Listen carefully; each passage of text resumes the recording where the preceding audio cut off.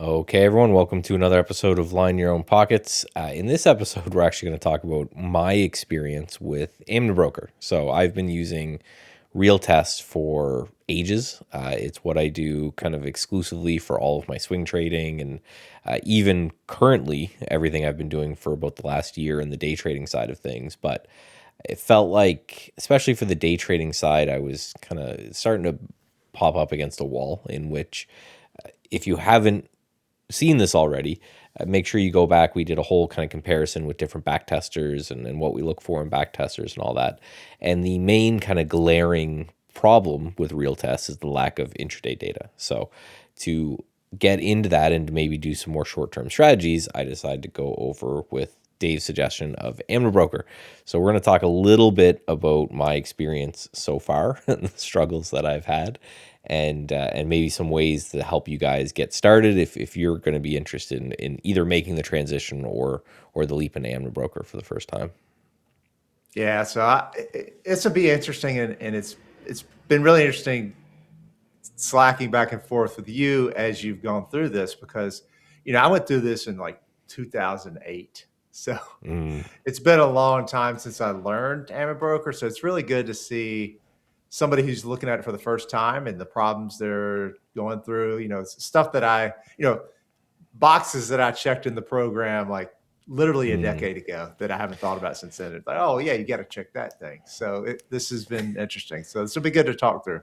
Well, and also I think our backgrounds are obviously different, right? I'm not a tech savvy person, right? I've used a Mac for ages just because it's simpler than a PC, right? I've been a console gamer instead of a PC, right? I've always just known enough about technology to kind of get by, right? And learned that kind of thing. So I haven't been as deep in it with you, but I think that's a good place to start. Actually, you mentioned all of these boxes and settings, and that got me to kind of my first realization about Amibroker is that it is not as much of I'd say a pure backtester is RealTest is, where you can see there's a lot of other things you could do with Amibroker besides backtesting. Whereas RealTest, it's got like one singular focus. So when it came to setting up things, I didn't have to look at like charting and all of this because one benefit or drawback, depending on how you're looking at it, is just lack of customization in RealTest. A lot of that has been kind of stripped out, and it says so everything that you do in RealTest is just done with the scripting language. Like the whole process, there's no like I have to go and change any sort of setting. So that was the first realization, the first bit of advice is that you can write all this code for your backtest, but then there's this whole other world of like report settings and everything that you have to deal with that is something you have to think about. And that to me, that took like 2 days to figure out what some of that stuff was. Yeah, some of that stuff's hiding. You can write code to customize those settings, but it's not really clear and obvious how to do that. You got to go look it up and understand that part. So yeah, there is a bit of a learning curve. It's not for everybody. But like we say a lot, really good looking equity curves turn people who didn't think they were programmers into doing what it takes to get by. Like you, I mean, you're not a developer, but you're a systematic trader. That's what you do. So you're kind of proof that that's certainly possible, and with enough motivation. And certainly these days with LLMs, is as good as they are and getting better, there's never been an easier time to start systematic trading. Yeah, and that I guess leads me to the kind of my next point is that when I originally or a long time ago started to go down this road, I tried Amibroker before, even though I was still a RealTest user, and LM seemed useless in helping me. Anything to do with it, just could not understand. Kept defaulting to Python and writing everything in Python. I'd say no, and I would even upload the guides and everything, and I'd upload a sample script, and I said, no, this is what I'm trying to do, make this work, and just completely useless across the board. I think it's been about a year since I tried last time, and infinitely better. I've actually been using the new Gemini Yeah. 3 model, and it seems to fully grasp the concept. I don't know if it's Google's ability to read forms or dive into something or whatever. It has been to the point where I'm getting it to write full scripts and bug testing and everything, and that's been awesome. But this is where I kind of wanted to ask you, because I know I saw some emails that you were writing about this. Do you have any specific kind of advice for that, the LLM work with inside Amni? Yeah. So Amibroker is the LLMs are still have a long way to go to Hmm. get good at Amibroker. Um, the traders that I work with to use it are uh, they're better off using a starting point. And the big thing that the LLMs don't know how to do, which is also what most traders don't know how to do for backtesting, is adding the custom columns. That's the key piece to Hmm. actually getting a strategy that's profitable. If you're not able to do that, you're just sort of guessing and checking, like we like to say. So I do sell this template that is the perfect starting point for any Amibroker strategy. And that, if you upload that to the LLMs, that gives you a great starting point because it adds the custom columns exactly like you're supposed to, and in the most efficient way. And it allows you to use that as a starting point for every strategy from now on. And that way you can automatically include your column library with it. So, your column library is growing independently of the back test you're running. So it's this cycle of improvement that you create for yourself with it. Well, and that's another thing that I'll say about that I found about Amibroker is that because it's way more commonly used, it's just way more out there. It's been out there for longer. You developed angry little communities, but there are little communities that exist out there in which there's more like aftermarket parks. It's like if you're driving a Benz, it's really hard to find that perfect app. But if you're driving a Honda Civic, then you're going to be able to find, and that's more of my experience with Amibroker, because it's been out there forever. There's tons of people that use it. You can go and find people who have built little scripts or add-ons or little additions to it all out there on the web. And this is not just in kind of the Amibroker forum and community, but around it and outside of it, there's different people like yourself that sell like different add-ons or provide different add-ons. I found a couple blogs that actually have been going through their process of building with Amibroker, and they're including like sample scripts and things like that, because the basic strategy I want to start with is going to be like, again, an incredibly basic thing just to kind of prove that I can work my way around it. And then very quickly I found that someone else had been doing roughly the same thing, so I was able to kind of compare and contrast between Mm-hmm. what he did and kind of what I'm looking to do. Yeah. So let's back up a bit. So if you're coming from another back tester, like specifically like trade ideas. So maybe you're using trade ideas. The big thing with trade ideas is all the data is right there. You don't Hmm. have to import any data. It's all server side. So it's a completely different experience. Now, the problem with trade ideas is you only have 3 months of back testing. So a lot of people go from trade ideas to Amibroker to be able to back test a longer period. Hmm. But as soon as they start using Amibroker, like you did, you're gonna bring up the program and there's gonna be no data in it. Yeah. You're like, okay, well, what's this useful for? So the first thing you have to do is not only import data, but import your symbol list. So that's the first part you have to do, is actually get the symbols in there that you want to populate data for. Yes. Then populate the data however much you want to do. So why don't you talk through what you did there and our back and forth about that? Well, and this was one thing that I will and would have done completely different. So I went with, to begin with, Polygon. They're changing their name to Massive, I think, which is Yeah. I ridiculous. refuse to use the word massive. I'm going to It's continue to use Polygon until well, somebody it's still scolds Facebook. me. Right, I'm not talking about. I'm never bringing up that stock and talking about Meta. It's Facebook, and it's not Alphabet. It's Google. So I'm with you. I'm not.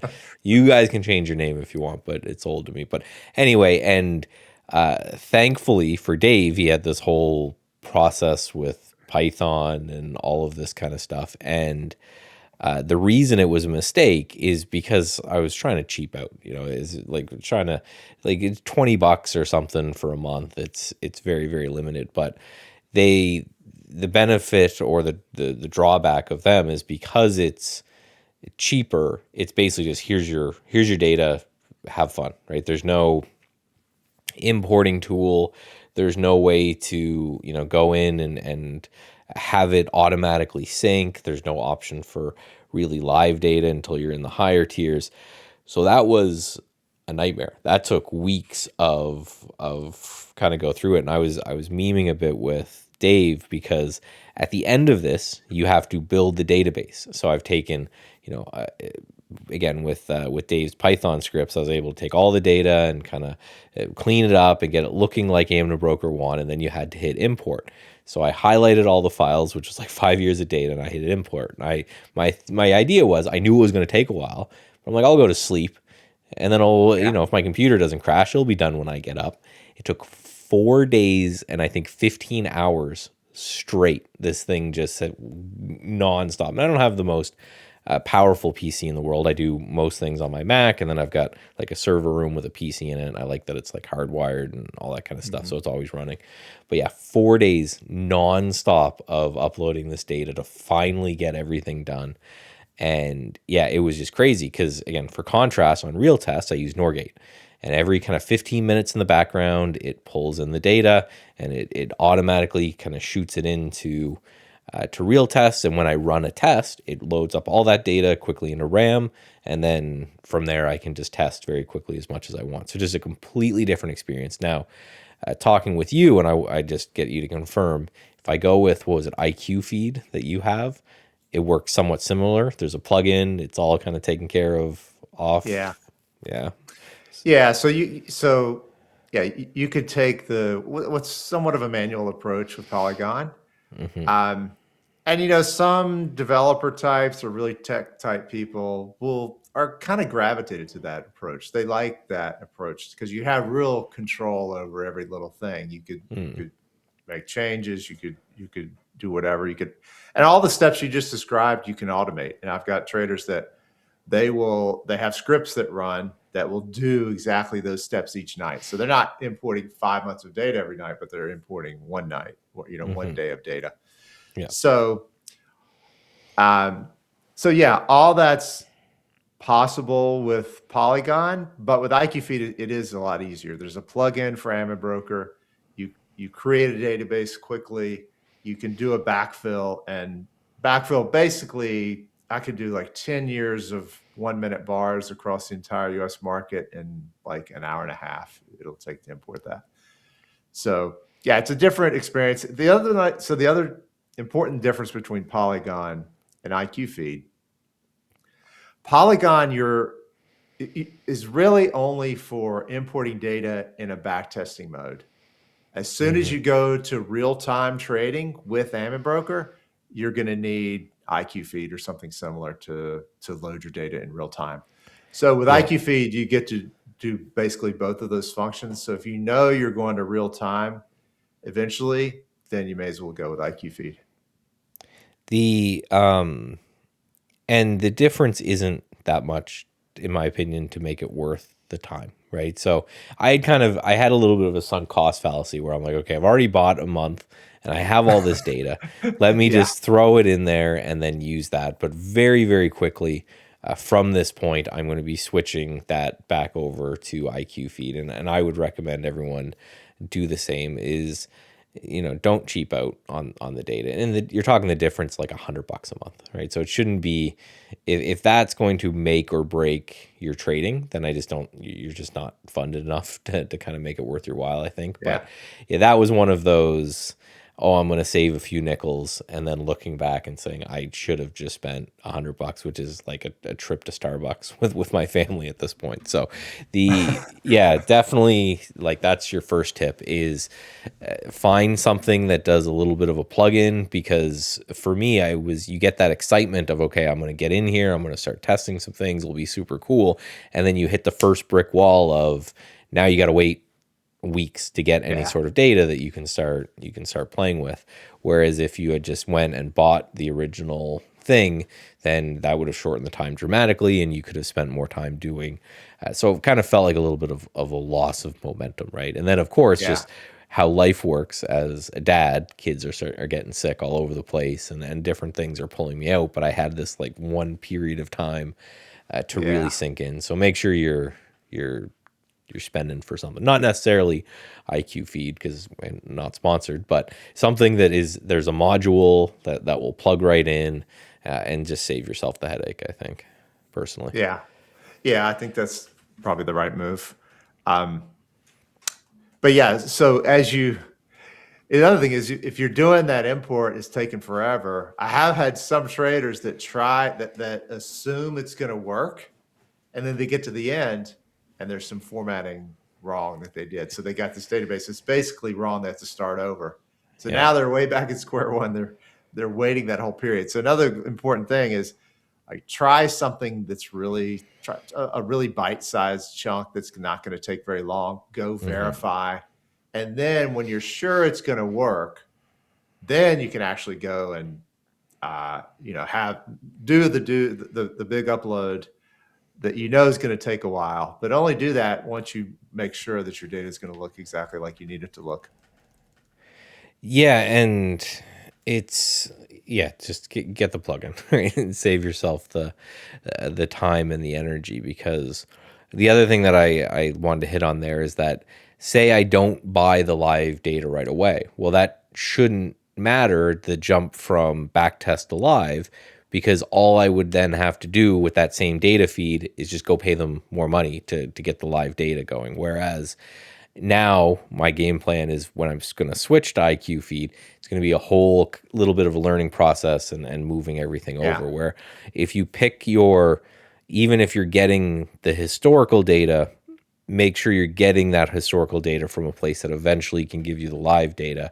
So it's not just a completely separate process. And like you mentioned, God forbid there's a formatting difference between the two of them, or the way they do different Yeah. symbols, like warrants or something like that. And you're, yeah, you end up doing a whole nother process again to reconcile the old data feed to the new data feed. And yeah, get something that you can kind of just flick a switch by paying them more or something, and then that new data just keeps coming in real time. So you're not worried about it. But for Polygon's kind of defense there, I paid them once. Right? I paid them like $20. I downloaded 5 years of historical intraday 1 minute candle data, and then I canceled I don't need them anymore, right? They're gone. So it means that, yes, I'm not getting things updated every day, but if you're just in this kind of pure exploratory backtest mode, you don't need the newest data, right? You just need Yeah. a chunk of data. So my data will end in December of 2025. And unless it takes me 6 months to, start backtesting and launch a strategy, I have that 5 year backtest window that I can run things on. So if you are in a very cost saving mode, it is an option, but I just don't think it's worth it personally. Yeah. To Polygon's defense here, their APIs are quite nice. The way they make the files available, they're called the minute aggregate files. So they make them available over a very nice programmatic interface that you can connect to. So it's pretty, like, if you're a developer type, you could pretty quickly set up some automation around this. Mm-hmm. And, our back and forth, you going through this really helped me to update the documentation for MabeKit, where I have like some tools that make this really easy. So yeah, your feedback here was great uh, for those scripts, and you can easily download them if you're a MabeKit customer. Well, I'm And glad I was a good guinea pig for you there, yeah, if nothing else.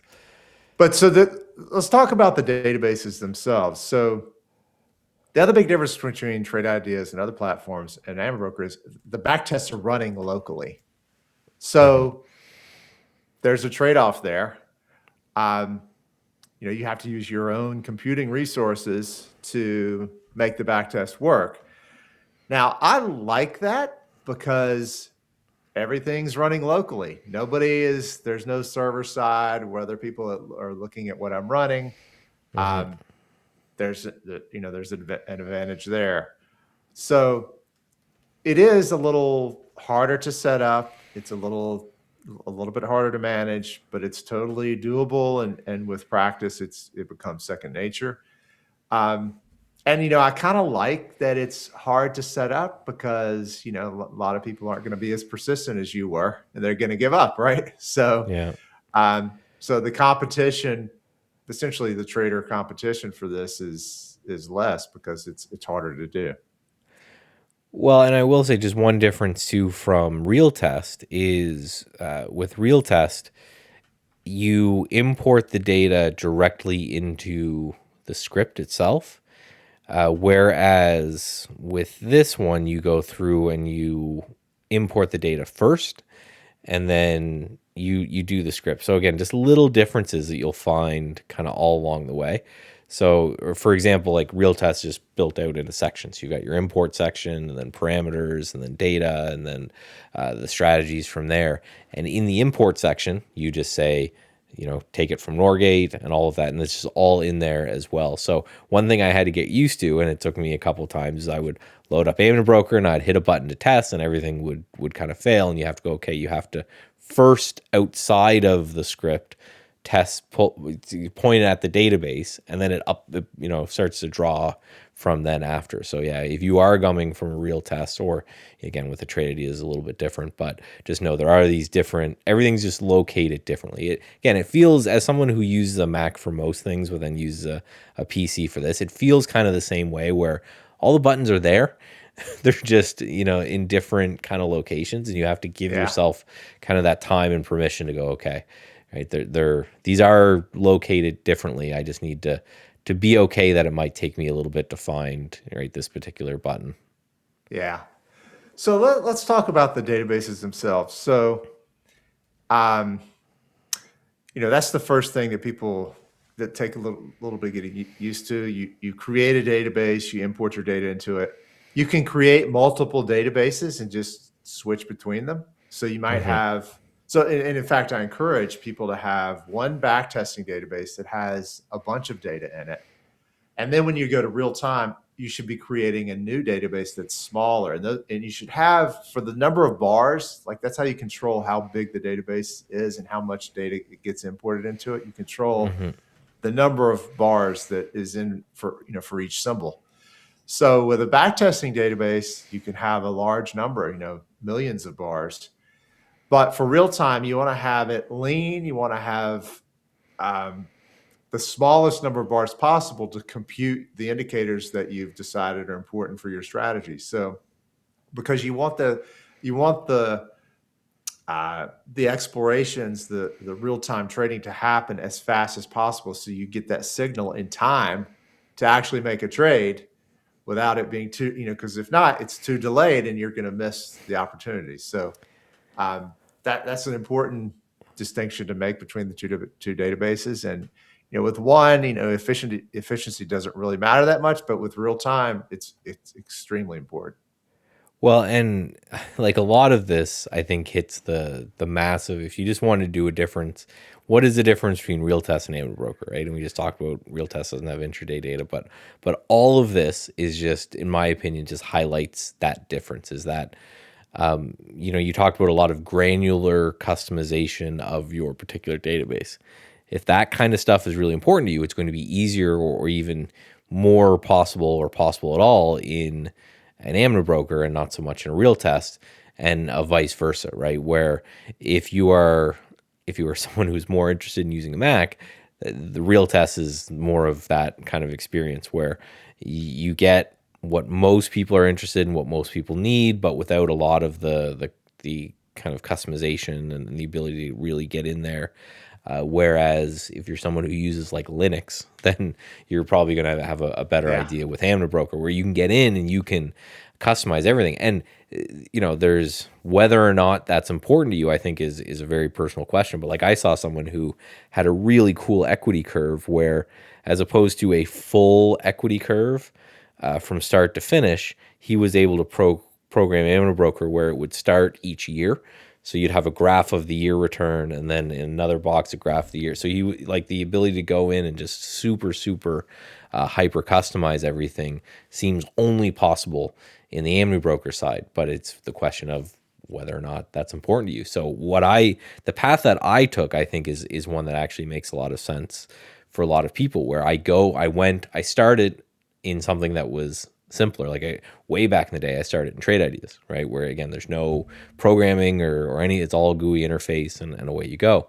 And then from there, I went over to RealTest, which is a little bit more complicated, but still doable. And now I'm taking the leap. So it feels like I'm kind of wading into the ocean just a little deeper and deeper each time. Yeah. And depending on, again, your experience and skill set and things like that might be good, or you might just be someone that, yeah, you're using Arch Linux anyway, and in which case just dive right in, like just go Yeah. nuts. Yeah. Yeah. So you're right. Amibroker is completely customizable. The charting, I really like the charting platform. It doesn't have as many capabilities as TradingView, but uh, there's probably too many capabilities there. So, Mm. um, but Amibroker is completely customizable. You can draw all sorts of stuff on the chart if you want to. You can put buttons on the chart. You can literally draw buttons on the chart and have those buttons perform actions. Um, like literally whatever code you want to run, you can have it run. So Mm-hmm. it's there's a lot of power there, and it's very extensible. But you're right, it's like I said, it's not for everybody. But uh, it's been around forever. It's been around, I think, for 30 years now. He said so. That's a long time for the software to be around. So yeah, that actually led to a question that I wanted to ask about this, and this is just from, let's say, working at companies that sometimes the software is so old that as things update over time, that initial software can kind of get dated, I guess, and start to pull that forward. I don't know if this is just me getting old, but I'm starting to think about, so what happens in, like, is Amibroker owned by one guy, and is it to the point where if that guy leaves or changes or, right, again, hit by a bus or something like that, like how much does that affect how this thing works? And part of it is just like the deeper my income kind of gets ingrained in a software, I start to Yeah. think about all the things around it. Like, am I jumping into something, which is another thought that I had in my head about a lot of people who just use like Python. And with the ability to have AIs really good at programming Python, I know that Python isn't centralized, I guess that's the word I'm looking for, in the way that something like this would be. So do you ever have any fears of like it going away or getting shut down or anything like I that? I don't, because I've watched this development cycle that he has evolve over time, and the old versions work just as well as the Okay. newer Yeah. versions. So it's really, I have such a deep respect for him as a former CTO myself. Just to watch how he resisted the urge to add too many features to the software. Mm. Um, Added the features that he did added, he added for very specific reasons and that were very logical. You know that when features are added, there's a really good reason he's adding them, and it's specifically so it makes traders' lives easier. So that is not something I worry about. Um, I never thought about that. And that was the one thing that kind of quelled my, because unlike something that is server run, if Amibroker shuts us down, I still have the version that's downloaded on my computer, and it will still work the way it always has. And if I'm bringing my own data, so everything I'm doing from outside of it, it just might mean that it doesn't get updated. But at the very least, that doesn't create a panic situation of you wake up one day and you hit a button to generate all your orders and it yeah, goes go to True. hell, Yeah. right? You Yeah. can you would have months period to figure out another solution and to kind of move on from that. So that makes Yeah. yeah, that makes me feel better about it. So as you were talking about RealTest there, the like you said, the big difference is daily data versus intraday. And Hmm. I know Martian has had many, many requests for intraday data, I'm on the forums. and I see them. Yeah. you might think, oh, just add intraday data. What's the big deal? Well, the big deal is it's an immense amount of data compared to daily data. That's Hmm. why it's so hard. That's why it's not in RealTest now, just because the fundamental operation of RealTest wouldn't work with intraday data because it's just too much of it to be able to load into RAM and run efficiently. So it would be literally a completely different experience using the software. So I'm sure that's why um, he appears to be dragging his feet, but really it's a huge technical problem to solve. Yeah, so that's when people come to me and ask which one to start in, I think that's if you were making a decision tree, that's the top of the tree is do you Yeah. need intraday data? Because yes, well then you only have one option. Go over there and Yeah. and have fun swimming in the deep shark infected waters. But But but it's even different than that. Like it's not only do you need are you using intraday data now, but will you ever need intraday data in the future? mhm. Then that's so it's a little bit different than okay, do I need it right now? Well, I would say yeah, and plans change too, right? So I would, Hmm. and then again, it's like anything. It's a very personal thing. If someone came to me and said, "Oh, I could see in like 2 years needing intraday data," and they're a dev like you, I would say, "Well, just go right to Amibroker now." But if they were someone like me, I'd say, you know what, maybe get started in RealTest because on top of the easy use stuff, at the same time, you're also getting a lot of things when it comes to you're able to very quickly get into the back testing side of things and the data analytics side of things and being able to run that and being able to start trading and be able to do that right off the like way faster than if you went the Amibroker way if you were someone inexperienced. So I'd almost push them in that direction just to say just do this, understand you're probably gonna have to jump ship at some point, or like I'm planning on doing, I'm not leaving RealTest. The plan is to do right intraday Yeah. data over here and whatever. But like just if it's gonna take you a long time, which I very much fear Amibroker is for me, then maybe just start with RealTest, get in there, start trading, start doing this, and then because I have been successful with these day trading systems using RealTest and using daily data. It's just eventually just know that there's a wall that you're going to get into Yeah. at some point and plan for that kind of thing accordingly. Yeah. So okay, so you got your data imported into Amibroker.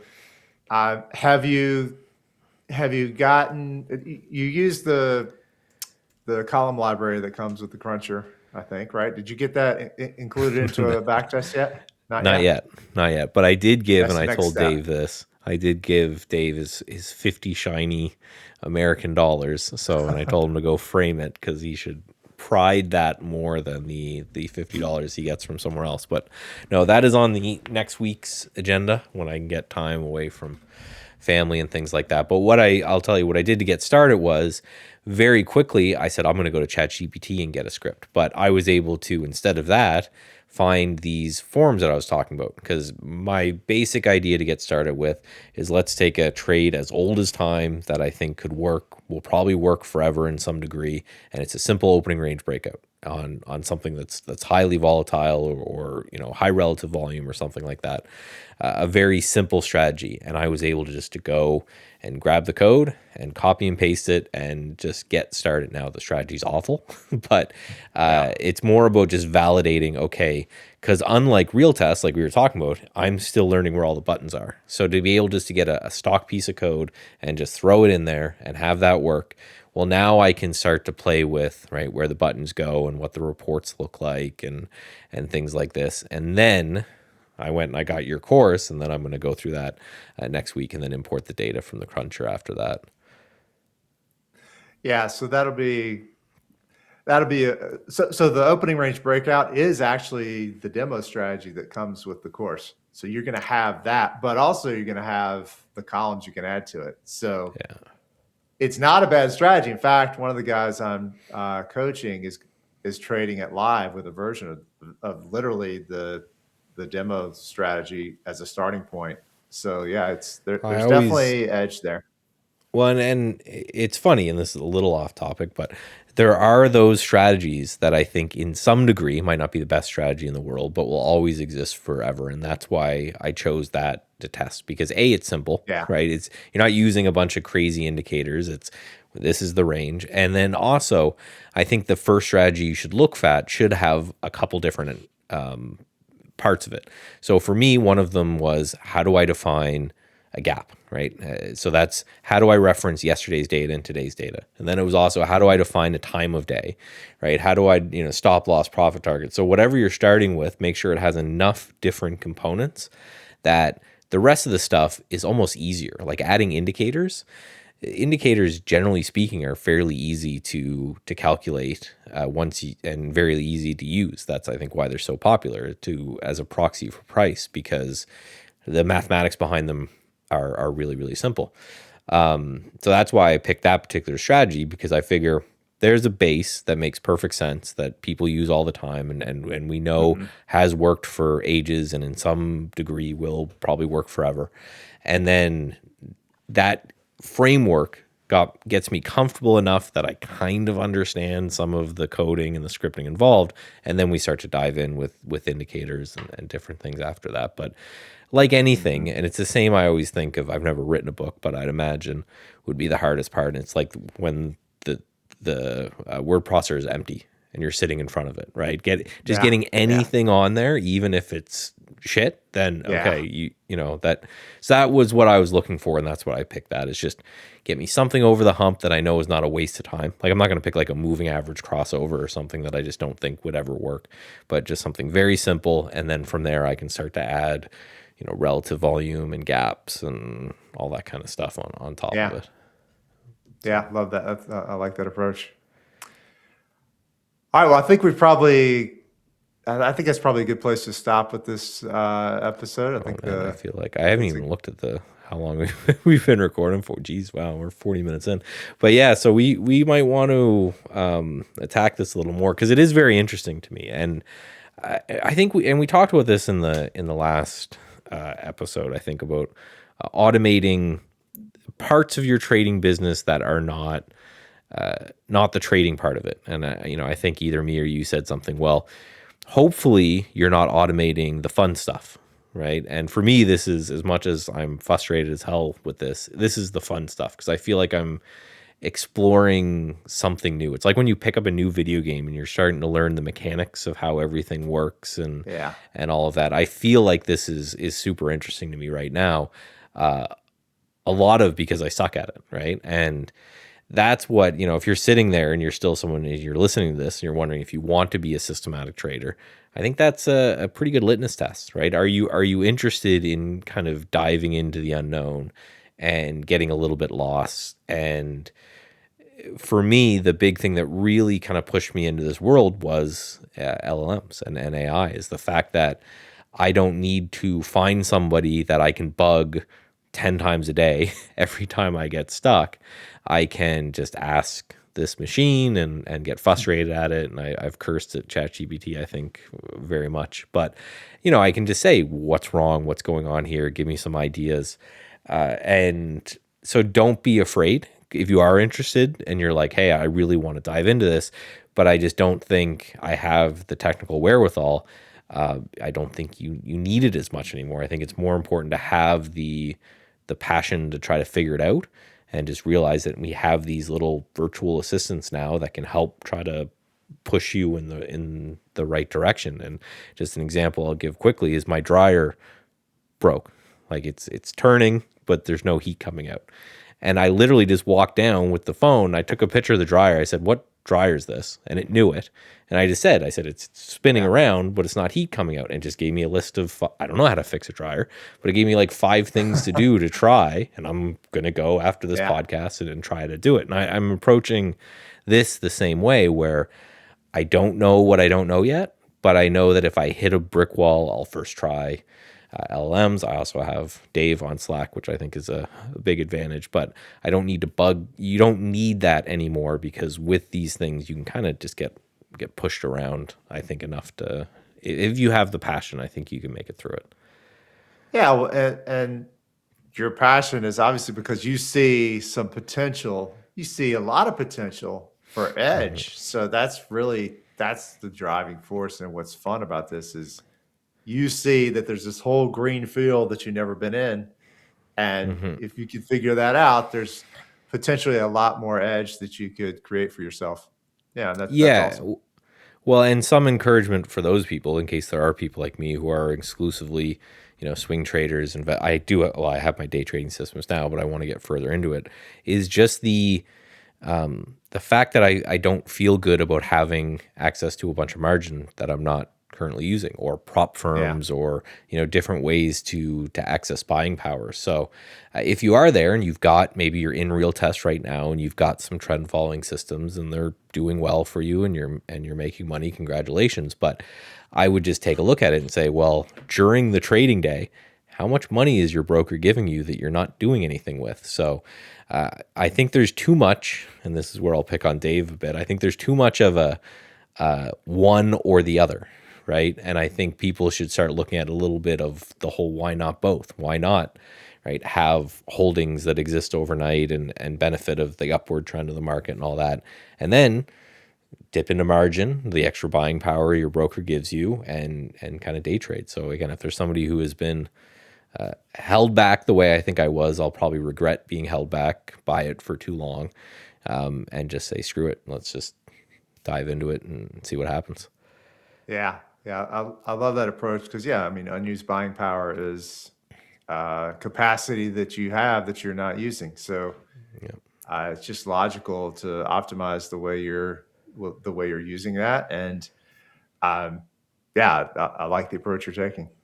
Awesome. Well, again, this one was a bit of a rant, I think, because we were just kind of going through personal experience. But again, if you like it, if you want us to dive a little deeper into this, I still have more stuff that I could certainly talk about. So just let us know in the comments. We like to always look at them and read them. And as always, I'm Michael Nauss. And I'm Dave Mabe. Talk to you next week on Line Your Own Pockets.